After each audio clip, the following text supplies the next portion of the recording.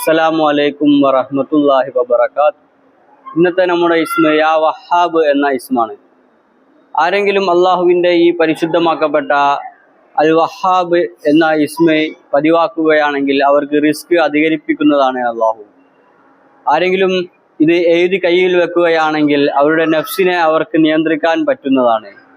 ആരെങ്കിലും ജസ്റ്റ് സുന്നത്ത് നിസ്കാരത്തിന് ശേഷം 7 പ്രാവശ്യം ചൊല്ലുകയാണെങ്കിൽ അവരെ അള്ളാഹു താല എല്ലാ ടെൻഷനിൽ നിന്നും മുക്തി ലഭിക്കുന്നതാണ്. ദുനിയാവിയായ എല്ലാ ചിന്തകളിൽ നിന്നും അവരെ അള്ളാഹു തടയുന്നതാണ്. എങ്കിൽ ഏതെങ്കിലും ഹാജത്തുണ്ടെങ്കിൽ അവർക്ക് ഏതെങ്കിലും ഹാജത്തുണ്ടെങ്കിൽ 3 സുജൂദ് ചെയ്ത് ഓരോ സുജൂദിലും 100 പ്രാവശ്യം യാ വഹാബ് എന്ന അള്ളാഹുവിൻ്റെ ഈ പരിശുദ്ധമായ ഇസ്മ ചൊല്ലുകയാണെങ്കിൽ ഇൻഷാ അള്ളാഹ് എത്രയും പെട്ടെന്ന് അവരുടെ ഹാജത്ത് പൂർത്തിയാകുന്നതാണ്.